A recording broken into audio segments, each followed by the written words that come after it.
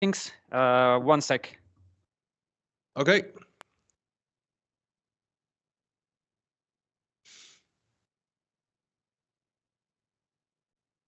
Ali, say something. 1, 2, 3. Yeah, 3, 2, yeah, that's 1. good. Tanzania on the line. Okay, okay, yes. Okay, nice. Let's go to start. Perfect. Awesome. Well, good to see you again, Gareth. Since last year, I guess it's been a while. Can you brief us in a little bit about what's been going on in the UK? We've been hearing lots of reports that human rights have been taken away and lots of censorship online. How is that development going?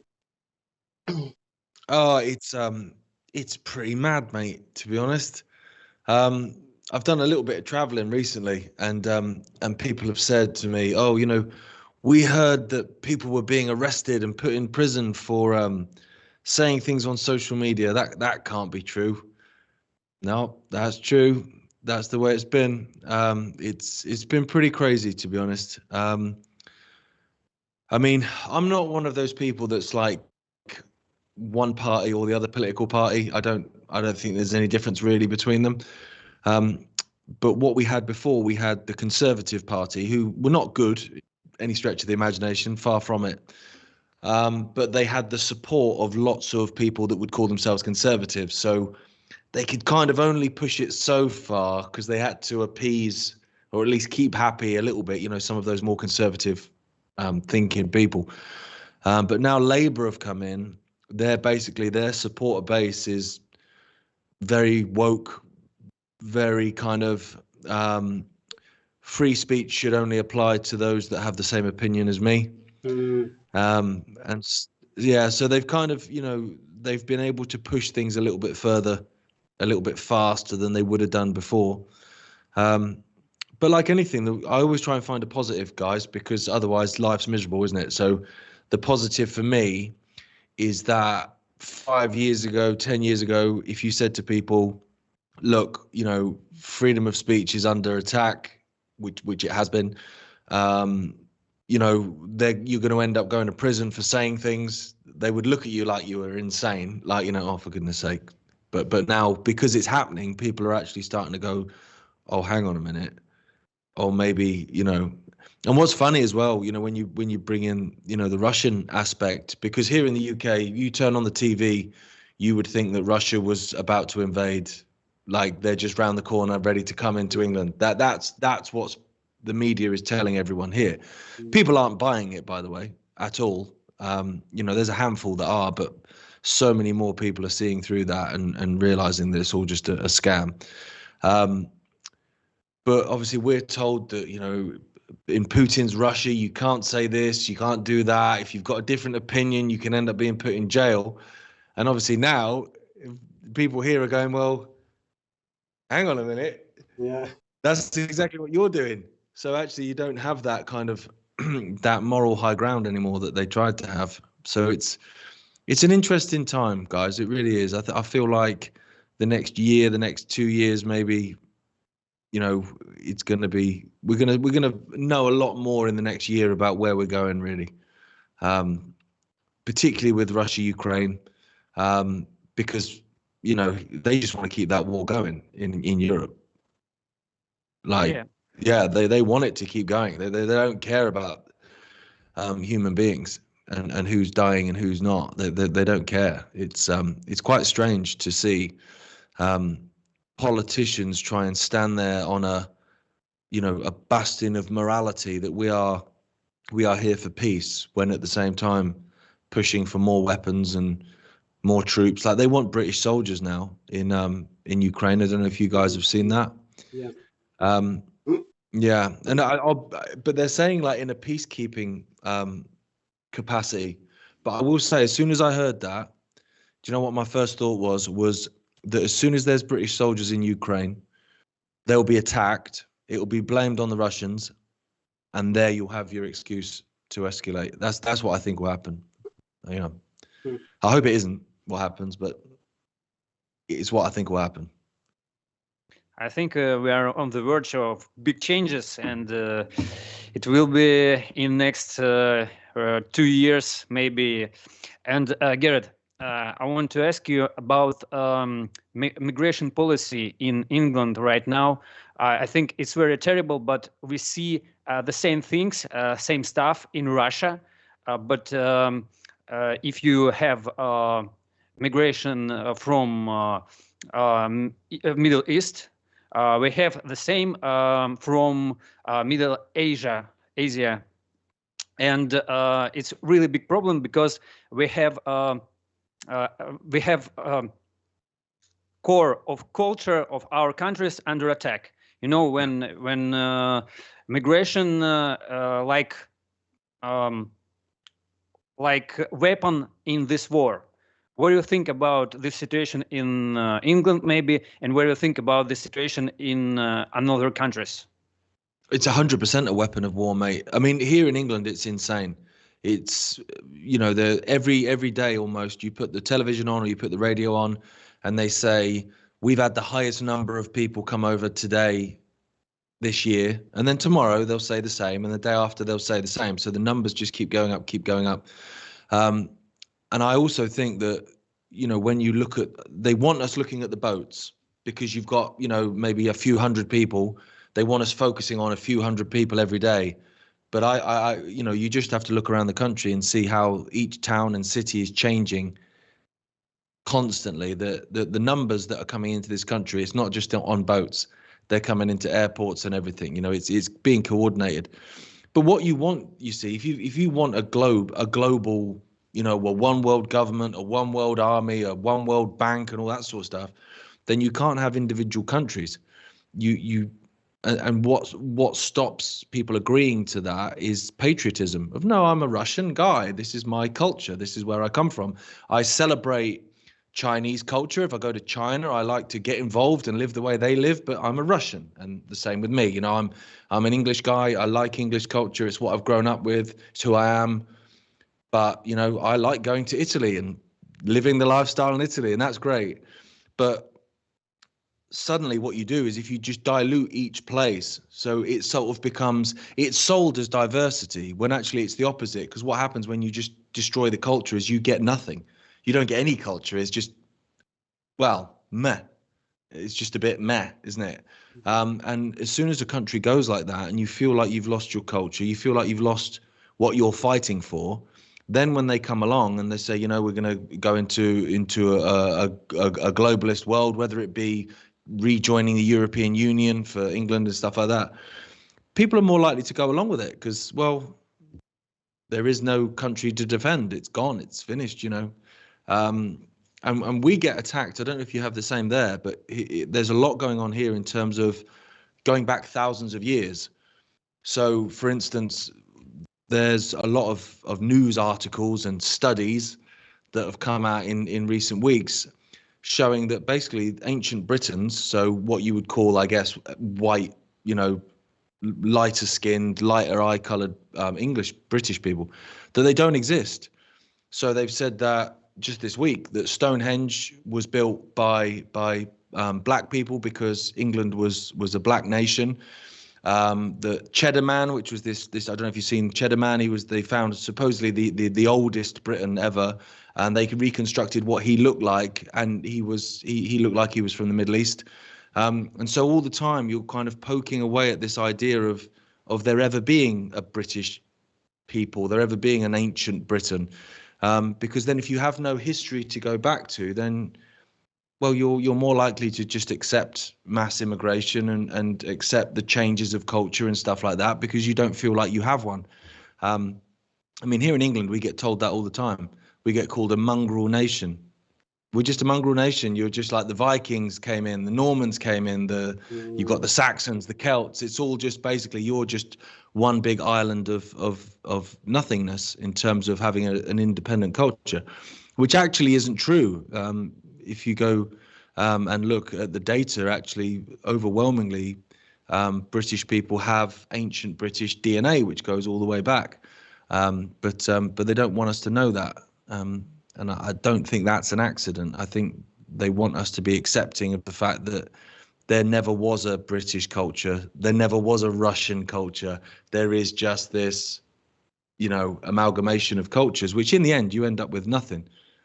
For me, I love all different cultures. I'd like them to be celebrated independently. If I go to Morocco, I don't want to go into a McDonald's and I don't want to go into a Red Lion pub and have a pint of lager and watch the football. I'm in Morocco. I want traditional kitchen. Yeah, exactly. And I think that's the beauty of it, isn't it? That we're all different and we all have different quirks and we all have good things and we all have bad things that are attributed to us and all that sort of stuff. Once you get rid of that, you end up with nothing really, nothing to defend, nothing to feel tied to. And I think that's exactly how they want it. And I think that's part of immigration. The other part, mate, and we're seeing that here massively, is that it's destroying the country in terms of infrastructure because there's just not enough room. Simple as that. We're an island nation, which is already kind of teetering in terms of quite a high population and quite, low standards in terms of public services. And then you throw in another few thousand people in, that puts more of a strain. And then obviously because the taxpayers, so the government is using taxpayer money to pay for these people, you end up creating friction between them. Because you have a situation where here in the UK, you will have thousands of migrants that have come over on boats and whatever. They get put in a hotel where they get everything paid for, all their food paid for. They get given a mobile phone. And at the same time, outside that very same hotel, you've got British people. Some of them fought for Britain in wars and stuff, which I don't agree with, but still they thought they were doing something right, sleeping homeless in the doorways of these hotels that are filled with people. Do you know what I mean? So it's like there's an injustice there. And so people are getting angry. And the more angry people get, they don't get angry at the people above that are making the decisions. They get angry at people around them. And so we end up with riots on the streets, fighting amongst each other, which, as you know, that's great because that gives them the excuse to send the police in and all that kind of stuff. And they get what they want. So yeah, it's tough times at the minute, mate. And I think immigration is part of it. I think it's important to them to try and destabilize countries and pitch people against each other, for sure. Yeah. Ali, please. Yeah, from just speaking from the Tanzanian perspective here, there was first when the colonialists came, they infiltrated all the tribes and they separated all the tribes. So you had the combination of tribes living together peacefully, and then it caused fight against each other. You had the same example of Rwanda, where they had even more atrocious genocides. And then what I saw here, we had this leader called Magufuli, who was killed during the COVID pandemic because he didn't want to participate in vaccinations. So, and his idea was the idea of the first president of Tanzania to bring people together, to unite all the tribes and celebrate all the cultures of the tribes. Well, that didn't work out with the globalists quite well, especially his resistance against COVID shots, and he was taken out. So now Tanzania is going through the same thing where you have infiltration of pop culture. You have people like Diamond Platinums that associate themselves with Jay-Z, and they're showing all these rituals on TV, which never happened in Africa. You've never seen anything like this.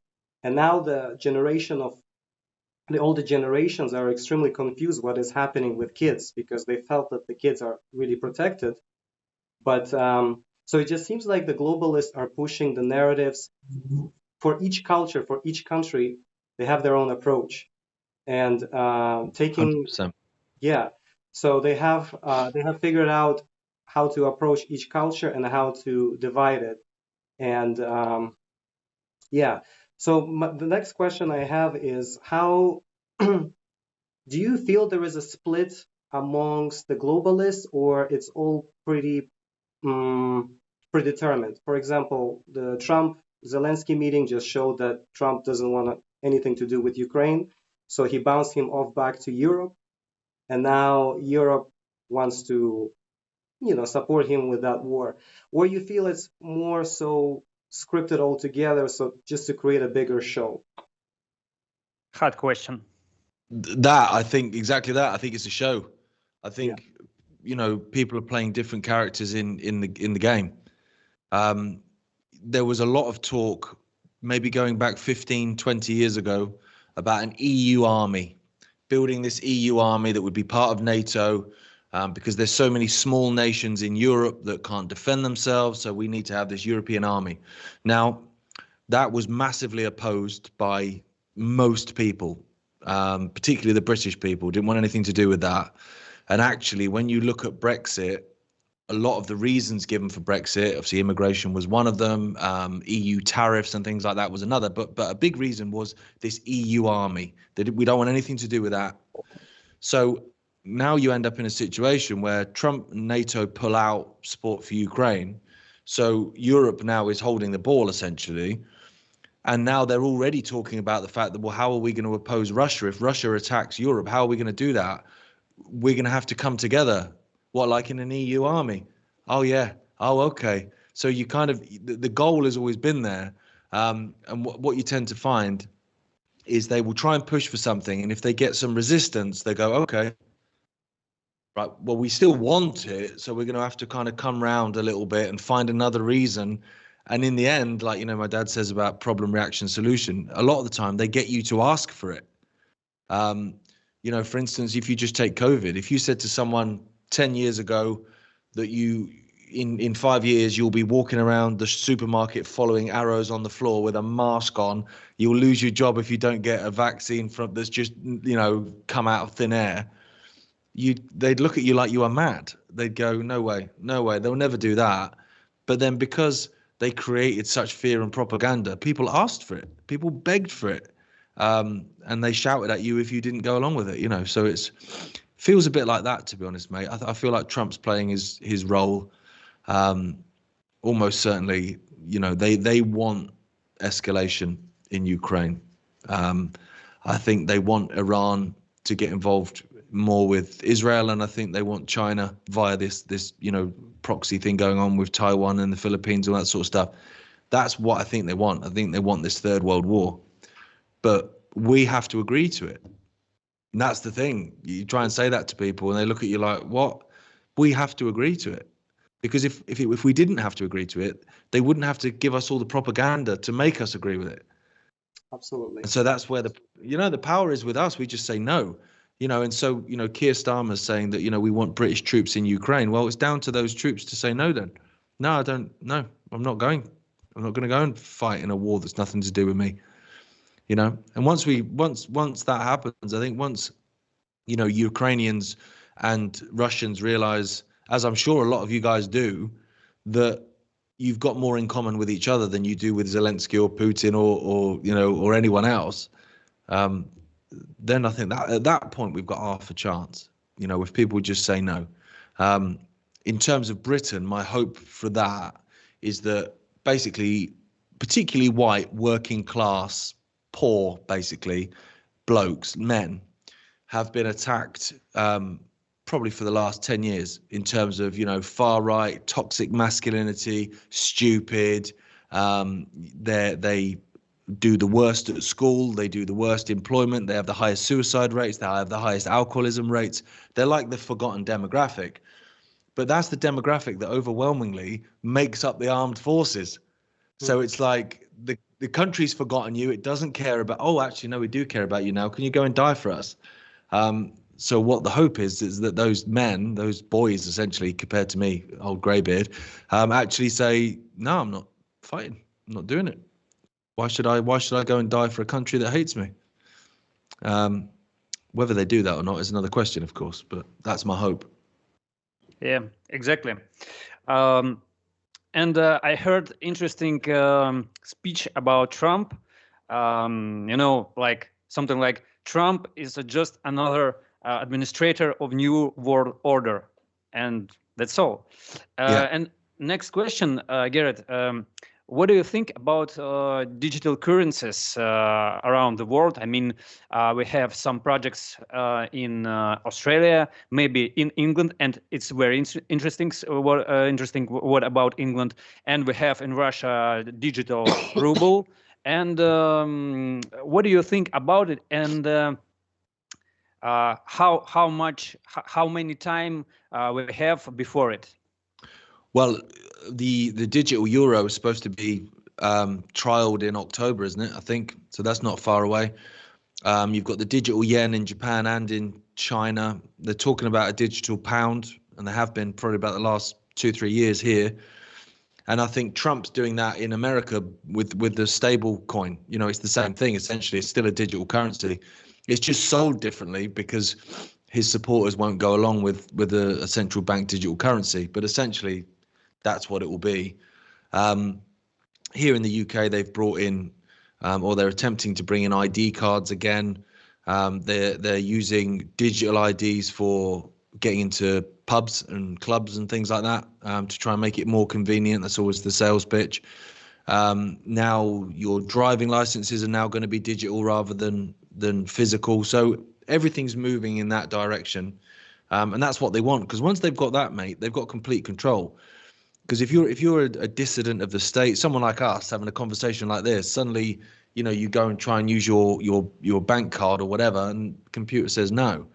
Now if that happens, you can get some cash and whatever. But what it also does, and this is another piece of legislation that's been passed here in the UK, is it gives them access to go into your bank account and take your money.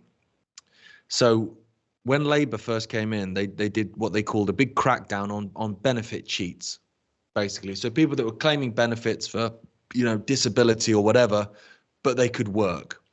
So a lot of people they were happy with that because they're like, well, I go to work 12 hours a day. This guy sits at home watching the TV. Why should he get money from the state when I have to work for it? And that's a fair point. So they passed the legislation, which people cheered on and were very happy about. But if you actually read the legislation, part of it is the government has permission to access your bank account without a warrant.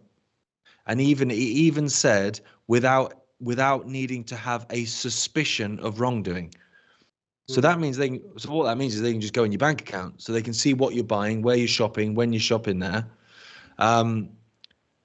And then the other part of it is it's sold that if you've scammed money via benefits, they can take them back. But it doesn't actually say that in the legislation. The legislation is very simple. It's simply that they can access your bank account and they can take money from your bank account without need for a court warrant. So that means the state can steal your money. Now, if you've got cash and it's under the bed or it's in the wardrobe or whatever, that's a little bit more difficult. They're going to have to come kick the door in if they're going to come and take your money. But if all your money is digital, they can just type a few numbers into a computer and it's gone. And, I think people are slowly starting to wake up to that, of what that means, Yeah. Yeah, there is Sad, there's but this thing true. called in the States they call it garnishment. They have done it to quite a few people, and sadly, people that are trying to report that their accounts have been garnished, they've been suppressed, or the YouTube videos have been taken down. So you don't hear much about it. It seems like it's No. not even happening. That happened. That's all over X as well.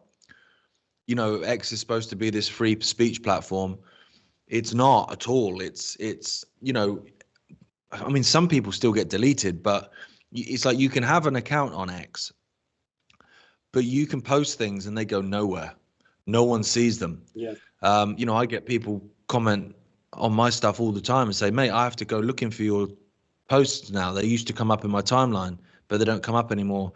And others will go, I just had to come and follow you again because for some reason X unfollowed you. And it's like, yeah, and I know that's happening big time to lots and lots of people, which it tells me quite a lot about Trump, because if you're pro-Trump, who's supposed to be anti-deep state and all that, if you're pro-Trump, you get all the hits, you get all the views, you get all the algorithm support, you get all the money that comes with that. But if you don't support Trump, if you call out Trump, then you're suppressed on X. And Elon Musk even says, freedom of speech, not freedom of reach. Well, it's not freedom of speech if you're stopping people from seeing what you're saying. That should be their choice. They should be allowed to. If they follow you, they should be able to see your stuff. So freedom of speech is a big threat. And you've seen that, in terms of Russia Today and Sputnik and stuff like that. Like, you cannot get those outlets. In the UK. They're banned. You can't get them. Even the websites are banned. So, you can use a VPN or whatever, but most people don't do that. Most people wouldn't even know how to do that. So they're only getting the Ukrainian version of it, the NATO West version of everything, because that's all we're allowed to see. There's a few of us that go looking for stuff, but most people that maybe aren't on social media so much, that are actually getting their news from the television, all they're getting is the NATO propaganda. Absolutely. When I was just in the US a few months ago, you can tell the veil of illusion is thickening even more, because there was a time when people who were supporting Trump, they were suppressed. But then once Trump won, now people getting all the hits, right? So, Yeah. And then we have people more so independent, like you, your father, and few others that have been predicting and telling that this is all a game, this is all just part of this illusion. But the thing is, now when you look at the Trump's team, for example, like Robert F. Kennedy and all these proclamations about the chemtrails that will be stopped and the fluoride that will be taken out of the water, those are really huge claims if you look at it. And this is what makes a lot of people believe that these are good guys, in simple terms. But Yeah, of but the course. reality is they're moving people in certain direction where they want to be. Because I was just playing with Grok AI, the AI that is running Twitter, or Twitter runs that AI. And if you speak anything negative of Elon Musk, it's not going to get posted. It will be shadow banned. So that's how it works. Big censorship. Yeah, and what I think's a real key in this is that actually, we're told it's a left-right battle. So you've got your Trump supporters and then you've got your Trump haters. Basically, that's kind of how it is, isn't it? Now, those accounts that are on the left, so you're pro-Harris, pro-Biden, pro-Obama, whatever, pro-Zelensky, those accounts, they don't get shadow banned. They still get all the hits. And the pro-Trump ones get all the hits. The accounts that get shadow banned are the ones in the middle, the ones that say these are both scumbags, So that to me is kind of quite telling, really, that actually what they don't mind people supporting the left team, and they don't mind people supporting the right team. What they have a problem with is those that don't support either team, because I guess they see those as the actual threat, because that's the only way we win, is by pulling down both sides. Because we've been voting for one side for 4 years and then it was rubbish, so we vote for the other team for 4 years and it was rubbish, and we vote for the other team. That's been going on for centuries and nothing changes. It just gradually gets worse. And so, you look at America, you look at even the UK, we're supposed to have all these different political parties, but it's only two parties and they both act exactly the same. It's a uni party, really. And so, those people that are saying voting is a waste of time, they're the ones that get shadow banned, which tells me that voting is a waste of time. Yes. And it's happening in other countries. Big policy, it's just a show, fake show. Exactly that, mate. Exactly that. It's what it is. All the world's a stage, and all that, And you can see that when you see how politicians interact away from the cameras and things like that. They're best mates. And it makes me laugh, because when they're on a podium and they're arguing or whatever, they say horrendous things about each other in the public arena, and then you see them at a gala dinner for some charity event, and they're sat next to each other and they're laughing. Even Trump and Obama. Do you see that, where Trump sat next to Obama and they're laughing, and you're like, well, given what Trump said about Obama, if he believes it, why is he acting like his friend? None of it makes any sense, unless it's just a show, which of course it is. It's just all. And you mentioned RFK Jr. I'll be honest with you. I didn't think he'd get confirmed. I didn't think they'd allow it because I thought actually maybe he would try and make a difference. But then since he's been confirmed, he's come in, he's promoted MMR vaccines, which is extraordinary because even, normies accept that MMR vaccines, where they're given the 3 vaccines together, are dangerous. They're the most, well, apart from the COVID vaccine, they were up until that point the most dangerous of the vaccines. So for him to promote that was very strange. And then he came out and said that he considered anti-Semitism to be a national health issue, which I don't know what I don't know what the science is behind that. But that's extraordinary. Yeah. So I mean that one got me, I got to say, guys, because I was listening to it going, do you mean health? Like that doesn't what? But of course you take your pledge to Israel to get the gig. That's how it works. Yeah, which is funny when they say things like, Russian interference, Iranian interference. And you're like, mate, there's one nation interfering in British and US politics, and it's not those two, that's for sure. Absolutely. Yeah, I want to think that Trump is a good guy, but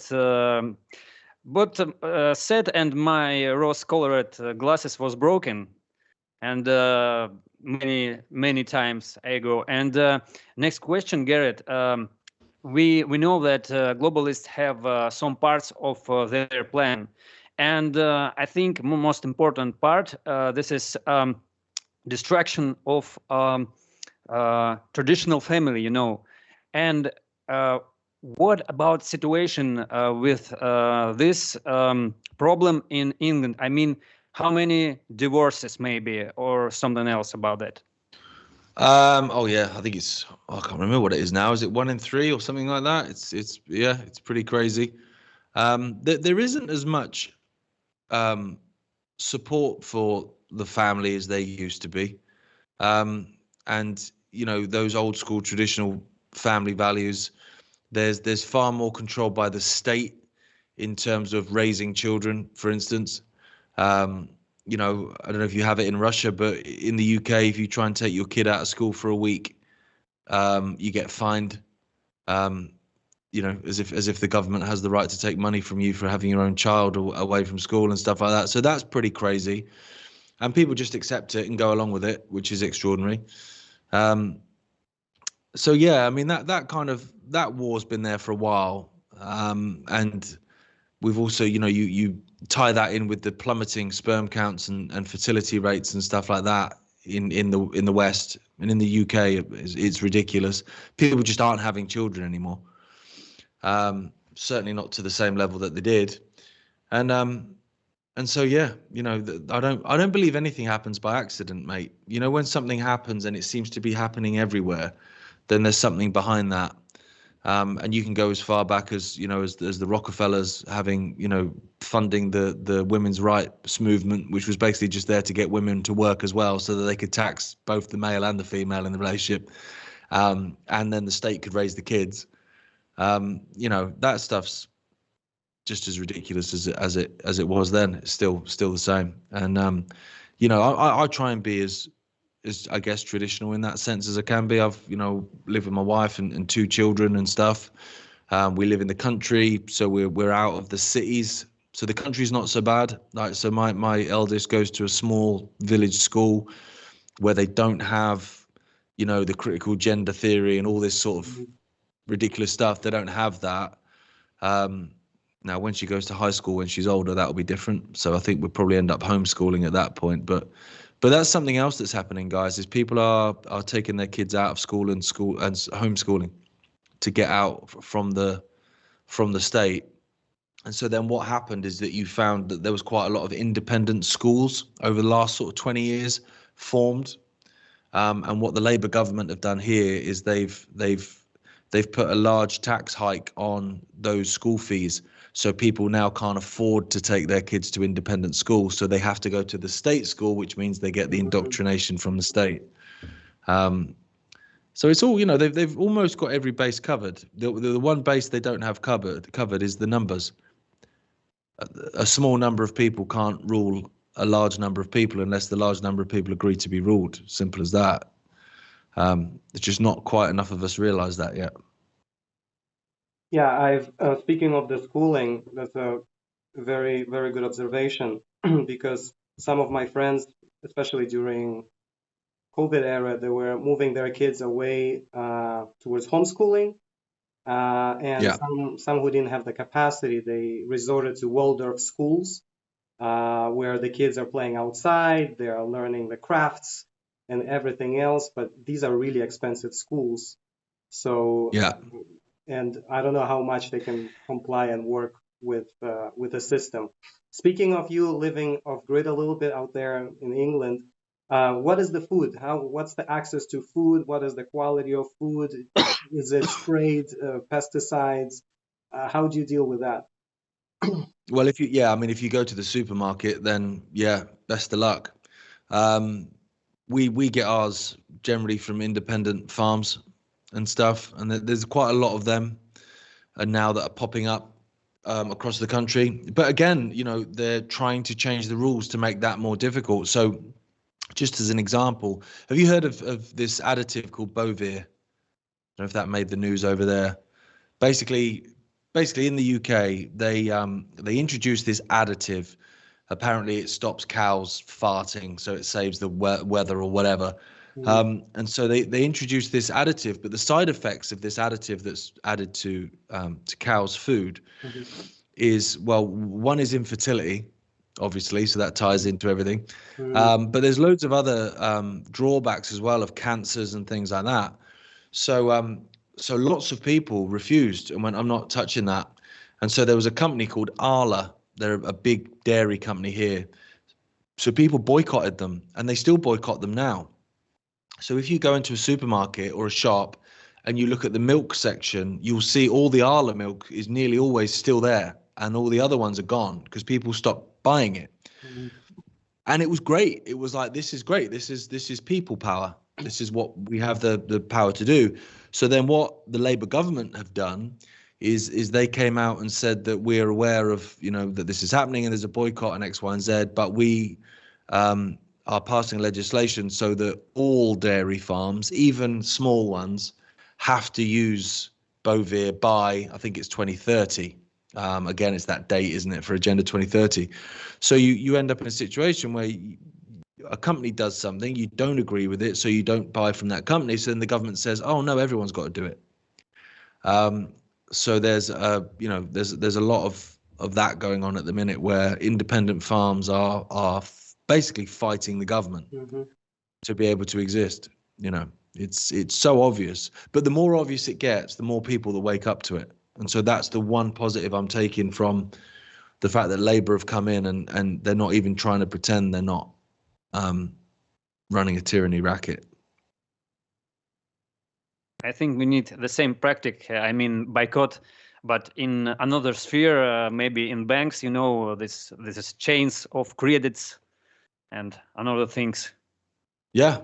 Oh, 100%. There's so, people have so much power they don't realize it, and you have these major corporations, your Coca-Cola companies, your McDonald's, all of these huge companies that people think they're too big to fail. They're enormous. If everyone boycotted those companies, they wouldn't last a month.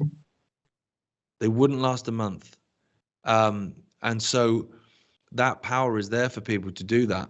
And I think it's a really good, peaceful way of protesting, of just saying, I'm not doing it. At the end of the day, for now at least, my money is my own. I get to decide where I spend it. I'm not going to give it to you. Thank you very much.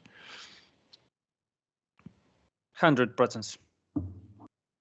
Yeah, speaking of that, everything is pre-planned. I don't know if you had a chance to read the book by your father, David, on simulation, how everything is simulation. Can you talk us through a little bit for the viewers about the book and what are your insights from it? Well, he's spoken about the kind of simulation theory in quite a lot of books now, actually. He's gone in his last 3. He's more like, going into the reincarnation trap and that kind of stuff, which was I'll be honest with you, mate. I wasn't really prepared for that, because what I do is I will listen to, like, when the book is out in audio book, because they all come out at the same time. I will listen through each chapter as it's being recorded, see if there's any mistakes, and then go back and obviously edit mistakes and stuff like that before it gets released. And so, I'll go out walking and I'll have, headphones in, and I'll be listening to the book. And a lot of times it's like I feel like I've got it figured out, and then I end up stopping, going, "Oh, mate, he's kicked the hornet's nest over again. There's something else I'm going to try and have to get my head around now." But no, the idea essentially of the simulation theory is exactly that we are in a simulation, that we are almost kind of inside basically what my dad calls like a bad copy of the actual reality, and that we're sort of almost trapped in this reincarnation cycle within this, where we're being exploited essentially for, well, what's called loosh, which I guess is feeding off of our anger and our misery and all that kind of stuff, which sounds hella dark. But the more, and he cites quite a lot of these studies and things in the books, quantum physics is going more towards that way of thinking now. So it's becoming more mainstream. I mean, it was a big tinfoil hat conspiracy theory 10, 15 years ago, but now you've even got someone like Elon Musk, for instance, saying that he thinks it's a simulation. There's lots of others. So it's definitely worth looking at. But having said that, like, I get the idea of the simulation theory. I'm open to it. I there's little glitches every now and then that I think I spot in the Matrix that I think, okay. But then at the same time, I love the countryside. I love nature. But when you say that, people come back to you and they say, well, if it's all a simulation, what's the point? Like, why do you enjoy any of it? What's the point? And you're like, well, because if I live like that, you'd find me hanging in the garage, to be honest, because that would just be horrendous. So I think it's trying to find that balance between maybe accepting the idea of a simulation, but also enjoying aspects of that simulation, if you know what I mean, but without getting sucked into it. Because I think if you don't have any joy, then yeah, what is the point? What is the point in any of it? So for me, I think, yeah, okay, simulation, but tonight when the sun's setting, I will still probably go out for a walk for an hour in the sun and enjoy the nature, because I think it's important to do that, simulation or not. Absolutely. What fascinated me, what brought me also to this topic, is that when David Icke visited South Africa, he met with Credo Mutwa, one of the last standing shamans, and he was sharing about these entities. We call them Chitauri. In East Africa, there is Shetani. Or so demons in Tristan. Yes. And that pretty much adds up towards the Matrix, towards the simulation idea, that there were fallen angels and that they took over the earth, and now it's our time to just reawaken and enjoy our life and just be the bright lights of this planet and just help people waken up. I agree. I think that the awakening is coming, and I think we're in the middle of it, which is why I think that these people are getting so desperate. Everything is, they want everything in place by 2030. So, I don't know. For me, I'm 43, and I think back, you used to have, I mean, we always had a crisis. It was one thing or it was something else. Whereas, to get frightened about or whatever, or angry about. Whereas now it's like every time you turn on your television, there's a war here, there's a war there, there's a pandemic here. There's terrorism here, there's far right terrorism, there's Islamic terrorism, there's this, there's that, there's gender theory. It's all very confusing. People are being born in different bodies. Climate change, the world's going to blow up in 15 minutes. Everything is happening at the same time, at a point where I think what they want is us to go, oh mate, I can't, I'm done. It's too much to process, as they try and push everything over the line for this 2030. Now, I don't think they'd be doing that if they weren't worried about getting it over the line. They weren't worried about the fact that people are starting to wake up. Because even if you take Donald Trump, for instance, like I don't support Trump. I think he's a fraud. I don't like Musk. I don't trust him either. But the fact that they got in was because lots of people are unhappy with what they think is the norm. Yeah. So actually, the fact that there are a lot of people that are starting to wake up to go, no, no, no, I don't want this anymore, is a good thing. I think they've been, sidelined by Trump and stuff. But the fact is, a lot of people have had enough. And that's a very dangerous time for these people. You got enough. I mean, there's 8 billion of us apparently on the planet. That's a lot of people to control. Far too many to control. If they stand up in any meaningful number, it doesn't need to be 8 billion people standing up and saying no. Could you imagine if 500 million people stood up and said no? Do you know what I mean? That's all it would take. In fact, probably not even that, to bring the whole thing crashing down. So, yeah, I think there is an awakening coming. I think people are open to things now that they wouldn't have even dreamt of 5 years ago. All these terrible and scary events around the world. I think it looks like all of these events working for awakening, of people. And if we're talking about wars around the world, let's go back to the Middle East and what, in your opinion, happening there? Maybe we see. Maybe we're looking for start of World War III or something else. What do you think about Middle East situation? Well, I think what's going on, Israel, Palestine. People like to think that started on October 7th, but it's been going on for the best part of 80 years. I think October 7th was allowed to happen to give the excuse for what's gone on since. So the murder of tens of thousands of people. I think they want the greater Israel. So they want rid of the Palestinians. They want rid of the Lebanese. They want rid of a large portion of Syria. And then when you look at what's going on in those nations and you think, well, okay. So I think the more Israel pushes it, the more likely it is to get a backlash from, say, Turkey, from Iran. So you create this powder keg. I think they want a big war in the Middle East where then they can almost redraw the map, which is what they did post-World War I. It's what they did post-World War II.